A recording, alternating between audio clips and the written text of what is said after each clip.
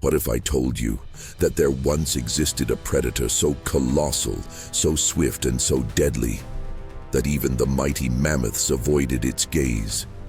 A carnivore that didn't stalk from the shadows, but strode across the plains like an uncrowned emperor. A bear, yes, but not the kind you're imagining. Taller than a horse, heavier than a car, and faster than an Olympic sprinter. 12,000 years ago, as the last sheets of ice retreated like torn curtains from a dying stage, a titan roamed the Americas.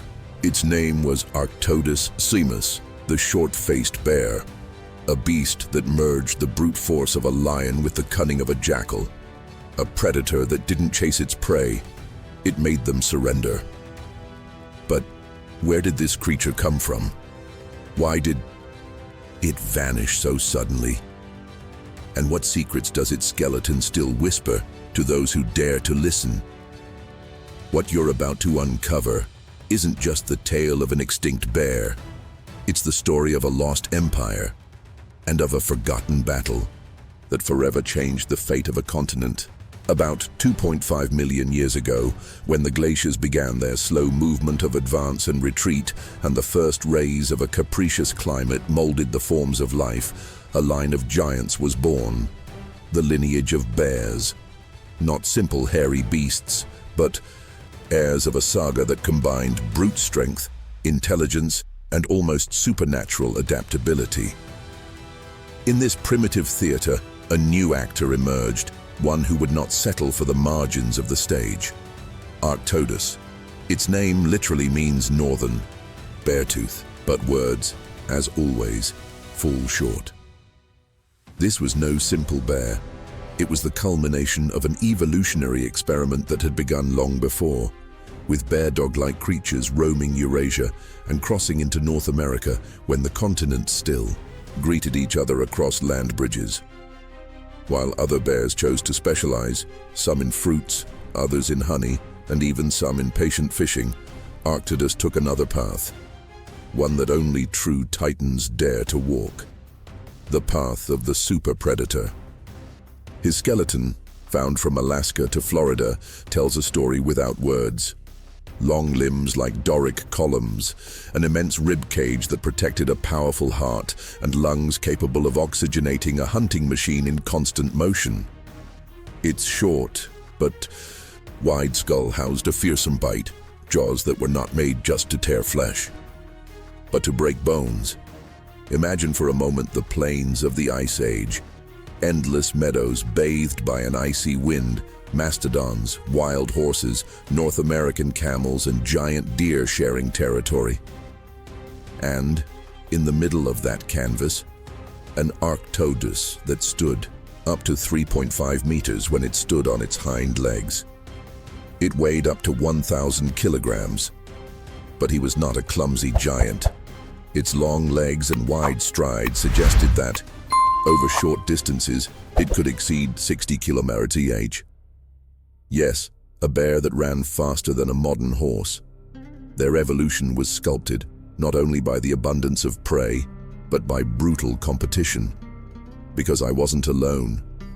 He shared the stage with dire wolves, American lions larger than today's African ones, and the fearsome Smilodon fatalis, the famous saber-toothed tiger.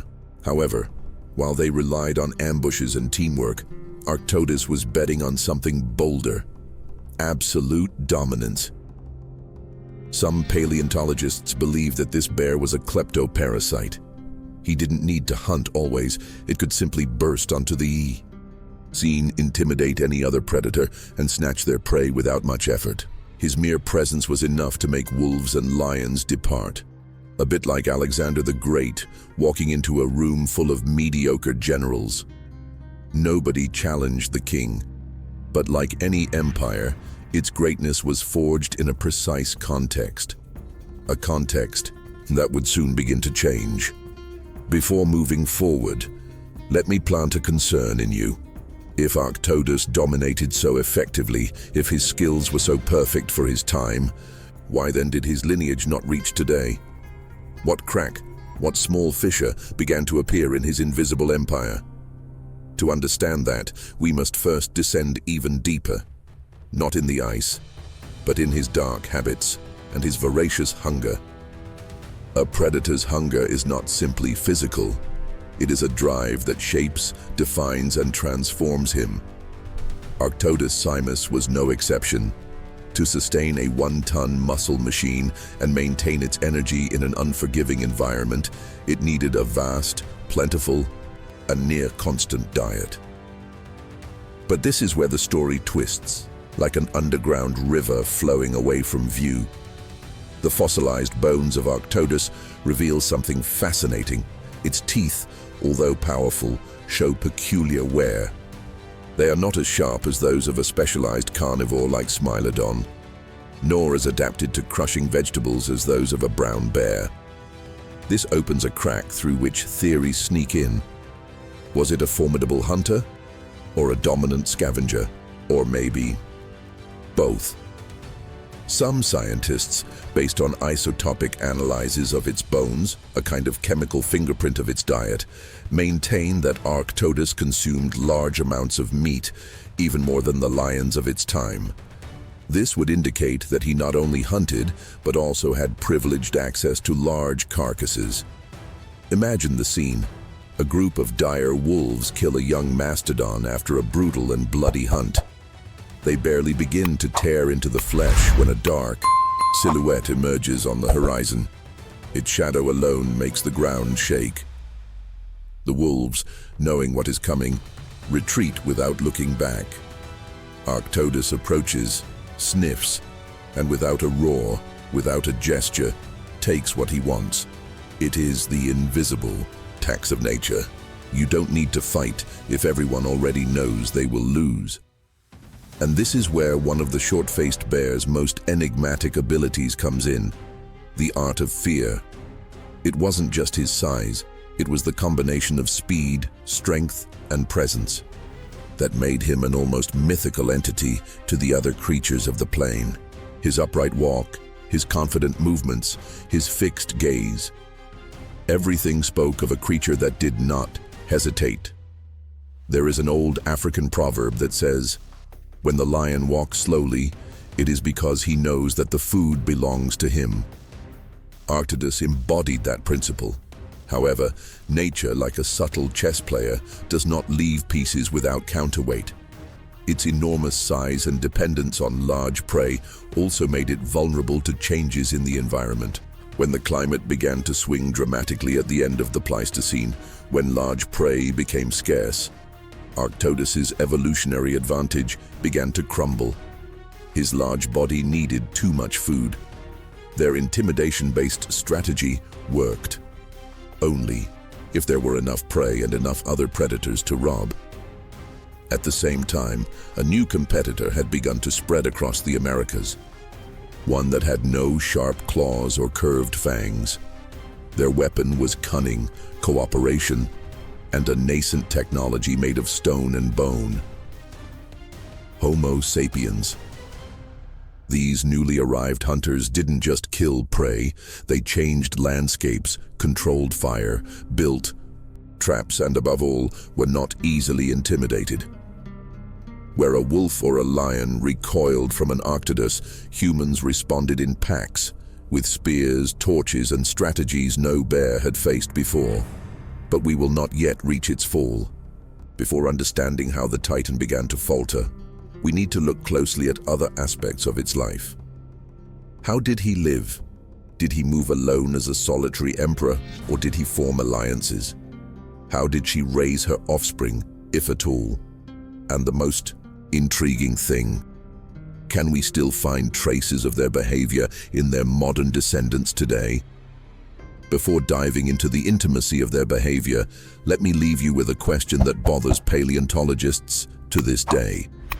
If fear was your most powerful weapon, what happens when fear stops working? Every creature that dominates an ecosystem hides a dilemma behind its mask of invulnerability.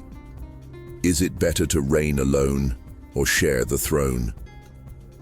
With Arctodus simus, this question becomes even thornier.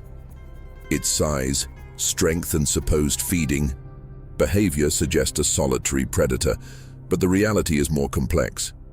Like an ancient emperor, his reign was plagued by fragile alliances, strategic encounters, and unseen rivalries.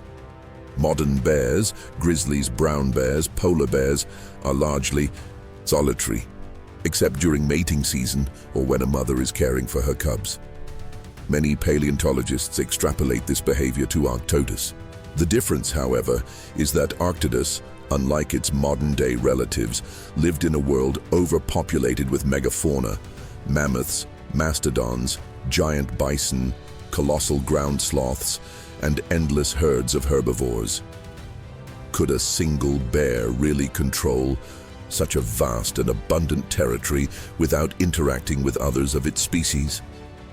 Here comes a possible crack in the classic narrative. Some experts suggest that during the harshest seasons, Arctodus could tolerate the presence of others of its species around large food sources. Perhaps like polar bears around whale carcasses, a temporary non-aggression pact was formed when circumstances demanded it. Can we imagine several Arctodus around a mammoth carcass, growling lowly and glancing sideways at each other, each calculating when to retreat or when to snatch one more piece of meat? We don't know for sure, but scars on some fossil bones, possible combat wounds between conspecifics, suggest that interactions were not always peaceful. As for reproduction, here we enter even more nebulous territory. Following the pattern of modern bears, female Arctodus probably gave birth to 1 or 2 cubs after a long gestation period, possibly in den or cave-like shelters during the colder months. Picture the scene: a 1-ton female huddled in a cave, protecting 2 cubs the size of lion cubs, feeding them high-fat milk while the tundra froze outside. These offspring, during the first months, would have been totally dependent. The mother had to be fiercely protective, since any threat, other males, opportunistic predators, even primitive humans, would put her genetic legacy at risk. It is not difficult to imagine her emerging from her shelter, upright, her jaws open in silent warning. An Inuit proverb says, "The bear fears nothing but respects hunger and its mother." Mother Arctodus surely commanded similar respect. Young Arctodus's life would have been constant training. Learn to detect carrion from miles away. Understand the subtle signs of dominance that other animals emitted. Decipher which prey was injured or vulnerable. And above all, learn the art of patience, that virtue that allows large predators to survive for weeks without a single meal, and then pounce with terrifying efficiency when the opportunity arises. But as in any empire, even an animal, there were invisible cracks. The young, upon reaching maturity, had to disperse to avoid direct conflicts with their mother or other dominant males. This moment was a rite of passage, leaving the nest, entering a world without guarantees.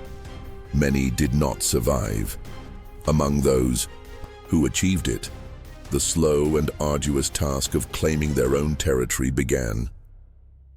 And here another crucial question arises: how did such an immense creature move across the vast landscapes of North America? Studies of their limbs and long bones reveal astonishing detail. Despite its size, Arctodus had unusual proportions, long muscular legs that, according to some paleontologists, allowed it to reach speeds unusual for a bear. Maybe I could run up to 50 km/h for short distances. This not only gave him an advantage when hunting, but allowed him to roam gigantic territories in search of food, mates, or new areas to dominate. Imagine a bear taller than a man running at the speed of a horse. The scene shakes even the most skeptical, and while we weave this vision of a solitary and nomadic monarch, we must not forget the background board. The environment was changing. Glaciers were receding, ecosystems were fragmenting, and megafauna herds were beginning to decline. Great hunters, including humans, pressed for the same prey that Arctodus needed. His vast hunting empire was beginning to contract like the last gasp of a dying giant. Before we understand the exact forces that sealed his fate, there is something else we must explore. What exactly was the world of Arctidus like? What kind of America did their paws step on? And what other monsters walked beside him? Imagine it. It is not the America we know today. It is not the land of endless highways, glass skyscrapers, or cities that beat like electric hearts. It is a primeval, wild continent, shaped by melting glaciers and winds that sing ancient songs over open tundras and impenetrable forests.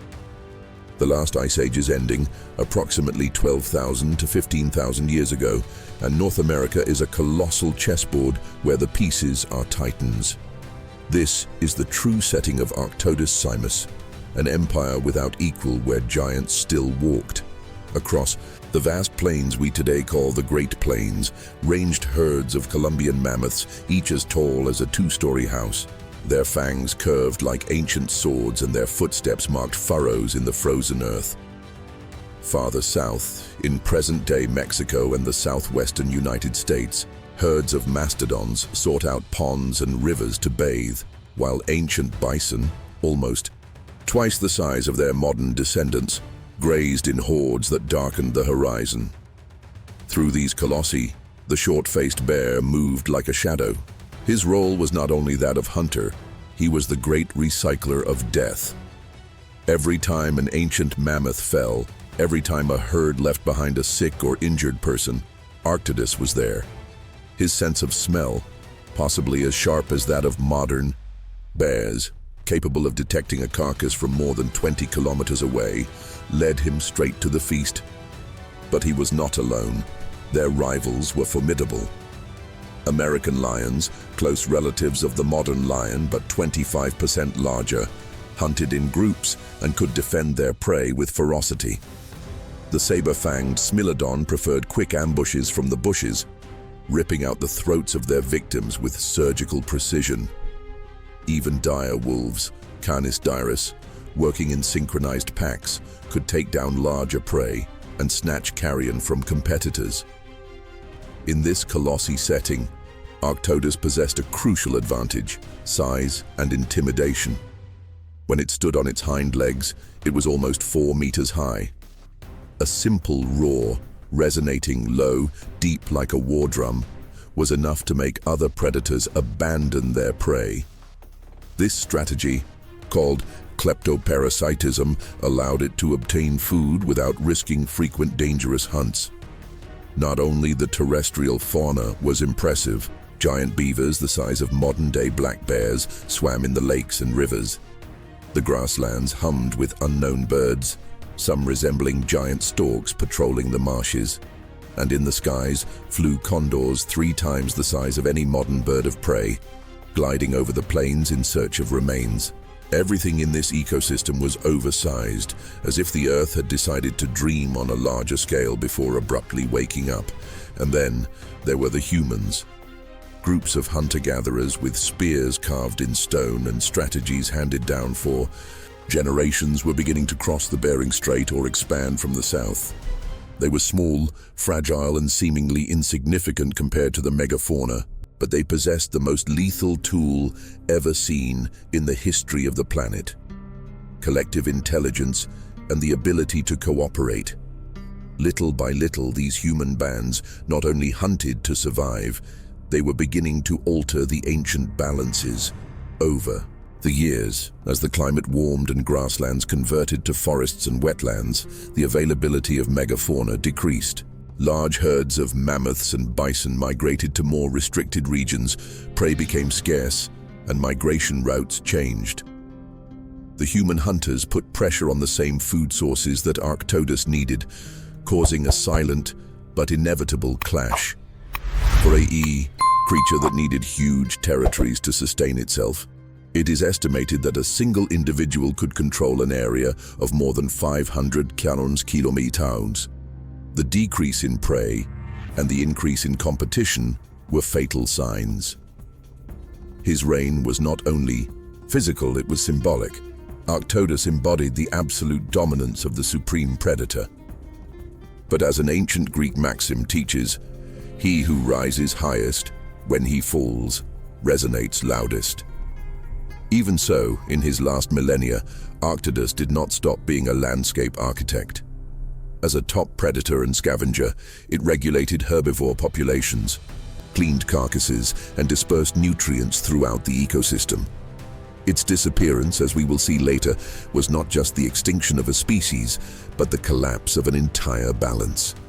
And here the inevitable question arises. If he was so dominant, so well-adjusted, why did he disappear? What was the final blow that brought down the undefeated emperor?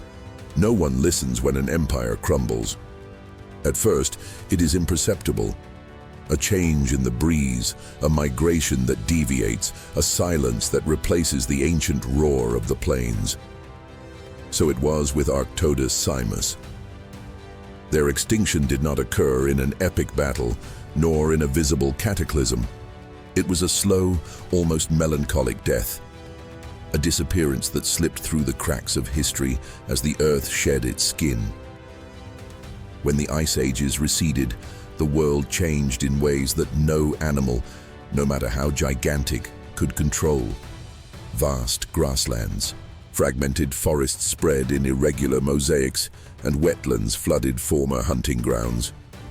The frozen megacontinent was crumbling into archipelagos of scattered habitats. The landscape that had fed the giants now favored smaller, more agile, more versatile creatures. For a hyper-specialized predator like Arctodus, which needed large, open expanses to move effectively and locate carrion, this new environment proved a subtle trap.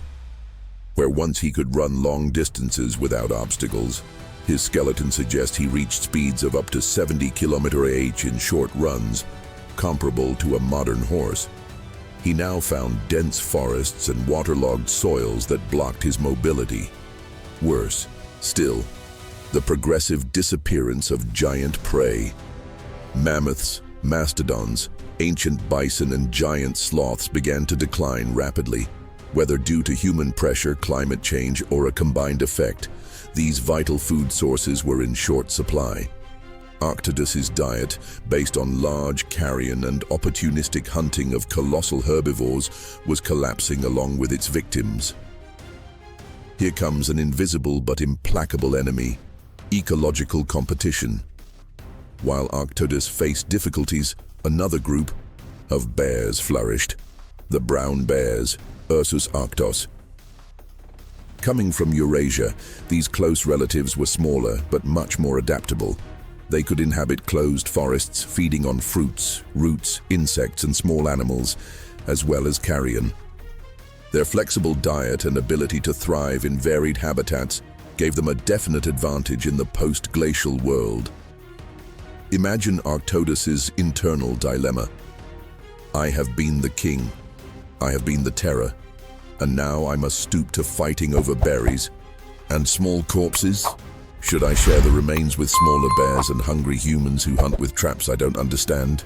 This was not just a biological decline, it was a symbolic humiliation. Added to this was human advancement. Clovis cultures, known for their perfectly carved spearheads, did not only hunt large herbivores. They also explored and occupied territories previously dominated by predators like Arctodus.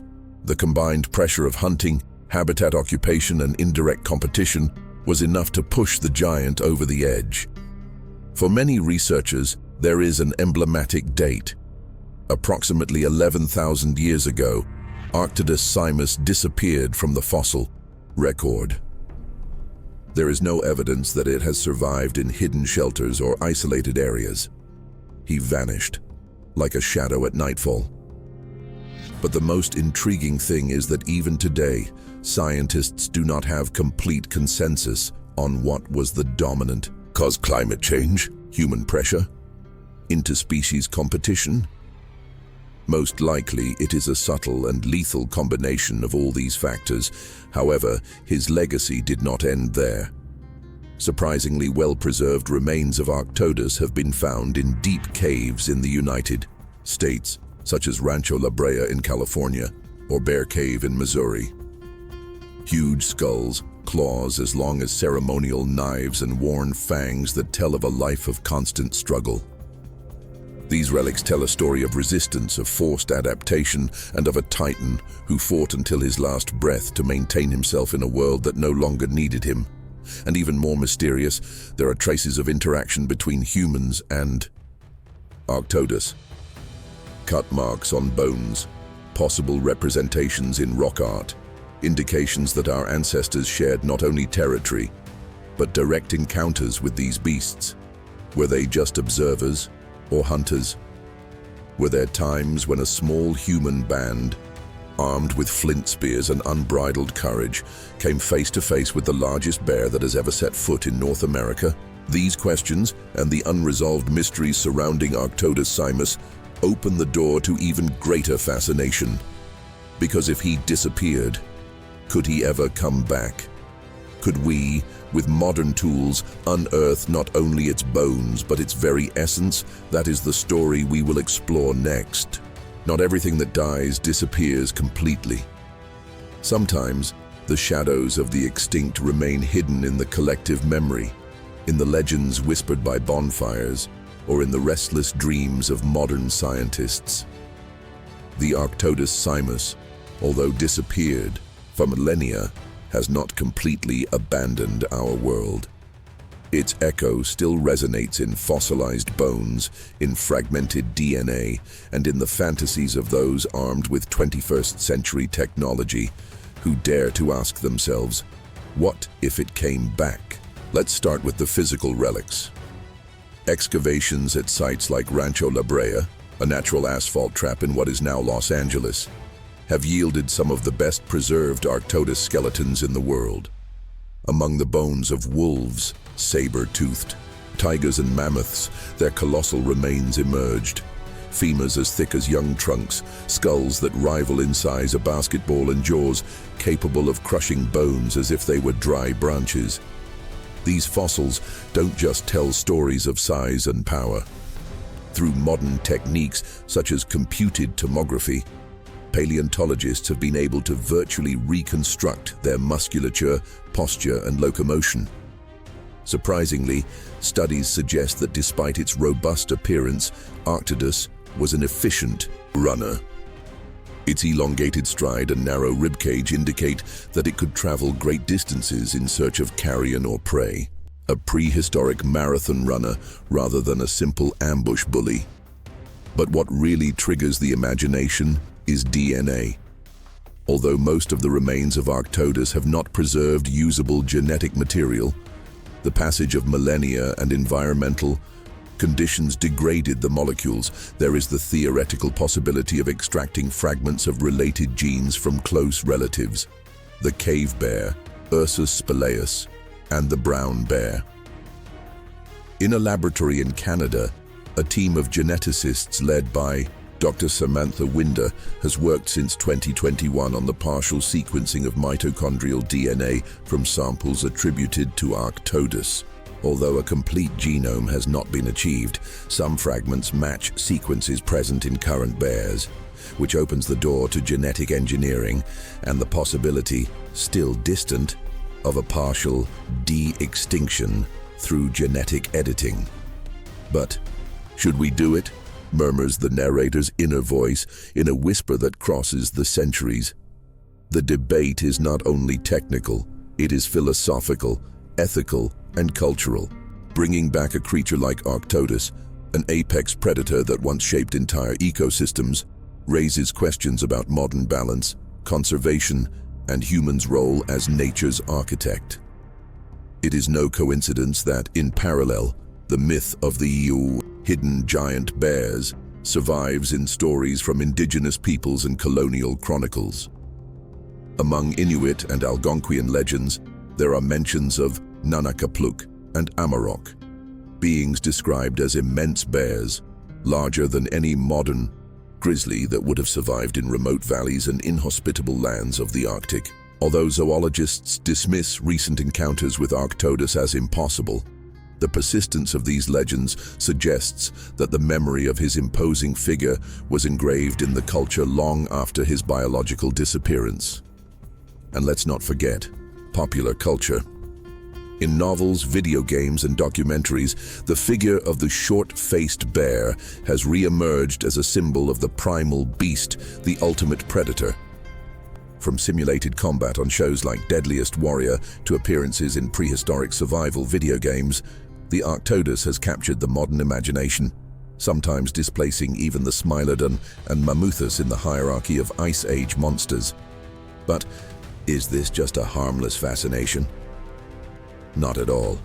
Because in 2023, a group of paleogeneticists in Russia proposed an even bolder experiment, inserting reconstructed Arctodus genes into Siberian brown bear embryos to study possible phenotypic expressions. The proposal was rejected for ethical and legal reasons, but the simple fact that it was formulated suggests that we are approaching an unprecedented threshold. Close your eyes and imagine for a moment a frozen boreal forest where among the snowy trunks not only brown bears prowl, but also hybrid offspring with the titanic proportions of an Arctodus, an ecosystem where history doubles on itself, where the footprints of megafauna resurface in the fresh snow. But before we get carried away by science fiction, let's stop for a moment. Because while the future might allow for a partial return of these giants, there are more pressing questions remaining. What role exactly did Arctodus play in their ecosystem? How did it interact with humans? Do we leave deeper cultural traces than we think? The Arctodus simus lived in a world that, although shared with other colossal creatures, was not exempt from human presence. And although the first humans to inhabit North America did not coexist with the short-faced bear directly, its extinction occurred long before the arrival of Homo sapiens. The imprint of this giant on the history of our species has been deeper than we imagine. Let's imagine for a moment primitive human groups walking among the shadows of the forests and plains under the constant threat of predators. The Arctodus, with its enormous size, was a feared presence, a titan that could have hunted the first humans if they ventured too far into its domain.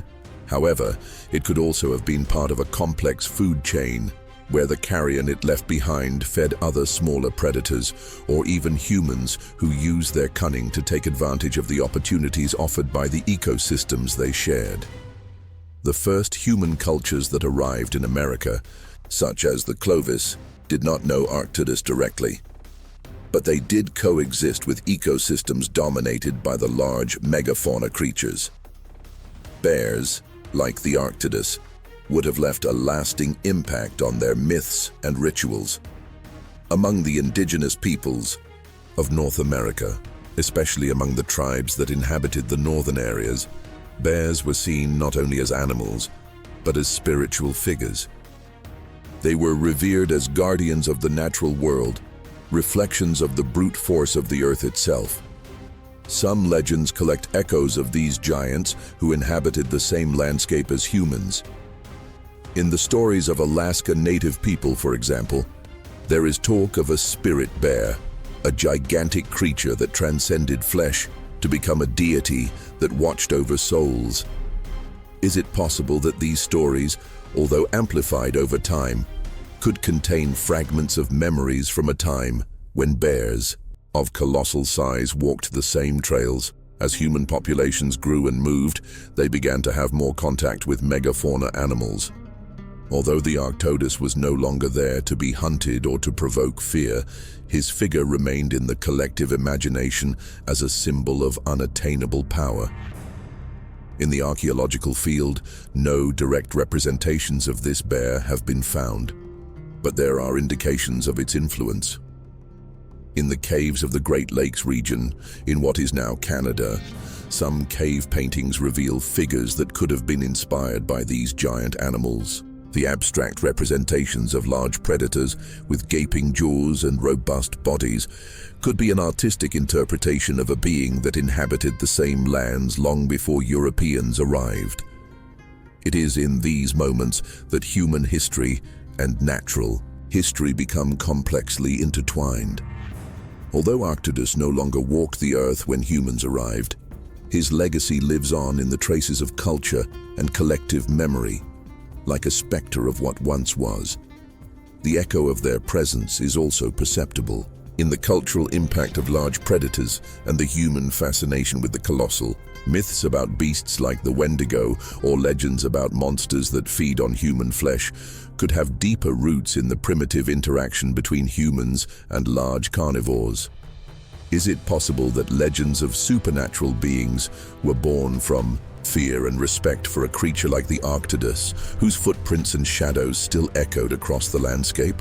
But the question remains, what legacy did Arctodus leave in modern cultures? In the next chapter, we will explore how the figure of this giant has been transformed into a myth, a symbol and an object of scientific study, in such a way that it forces us to reconsider our relationship with nature and with the very limits of life on Earth. The history of Arctodus simus, like that of so many other megafaunal beings, is sealed in the rock and dust of time. The humans who came later without knowing him in life found his legacy in the form of bones and fragments of his powerful existence. The fossil discoveries of this giant became key pieces to understanding the megafauna of the time, revealing crucial details about its anatomy, its habits, and above all, the impact it left on the ecosystems of its time. But the work of unearthing the history of Arctodus has not only been a matter of excavation, it was also a process of reimagining and reconfiguring what we think we know about the past. Modern science, with its cutting-edge tools such as DNA analysis, 3D reconstructions, and computer simulations, has allowed paleontologists to draw the profile of this gigantic bear with a precision never seen before. Through the studies of their fossils, it has been possible to reconstruct their musculature, understand their mode of locomotion, and theorize about their social behavior. Some scientists suggest that Arctodus, with its impressive size, was capable of moving agilely despite its weight, thanks to its long and powerful limbs. His ability to hunt prey larger than most predators of his time could handle placed him in a dominant position, both at the top of the food chain and in the collective imagination of the native peoples. But, as with many other extinct creatures, mysteries still persist. The fossil records can only tell us so much, and questions about their daily lives, their exact behavior, and the reasons that led to their extinction remain unanswered. In popular culture, the image of Arctodus simus has often been reduced to a prehistoric monster that inspired terror. Today, many see him as a representation of natural chaos, a creature that embodies the idea of the uncontrollable and the colossal. However, it is also possible to see in it a reflection of human fascination with great beasts that, like a kind of distorted mirror, show us our own aspirations and fears. Just as Greek myths created creatures to represent aspects of the human soul, the Arctodus simus could be a kind of symbol of the eternal struggle between man and nature, survival and extinction. Beyond its cultural interpretation, the resurgence of Arctodus in science and art has profound implications. In the 21st century, with growing concerns about climate change and species extinction, Arctodus becomes a metaphor for the fragility of life on Earth. Its disappearance, although caused by natural factors such as climate cooling and competition with other predators, also reminds us of the consequences of human intervention in ecosystems. The question we all ask ourselves as we contemplate the life and extinction of Arctodus is, can we avoid the same fate for the creatures that still inhabit the planet? Today, when we look at efforts to preserve large mammals like bears, tigers, and elephants, we find ourselves with a responsibility that is, in some ways, deeply connected to the lessons of the past. Megafauna no longer live among us, but the message of their disappearance remains clear. The natural balance is fragile, and our presence in it is an influence that we cannot always foresee or control. What would happen if these gigantic creatures could revive? And what can we learn from their extinction to ensure we don't repeat the same mistakes with today's species? The Arctodus simus, like other majestic beings that have disappeared, continues to leave its mark on our present. If you could revive today, how would you change the balance of life in North America? Would it be a dominant predator, or would it be driven to extinction by the same forces that eliminated it in the first place? The Arctodus is not only an echo of the past, but a warning for the future. Its existence reminds us how fragile nature is, and how our relationship with the environment can change the course of history. Can we learn from his disappearance? Can we prevent current species, some as close to disappearing as it is, from following the same path? Perhaps, ultimately, the legacy of the Arctodus will not just be that of a creature of flesh and blood, but that of a lesson in the resilience, fragility, and power of nature. A giant whose memory still accompanies us.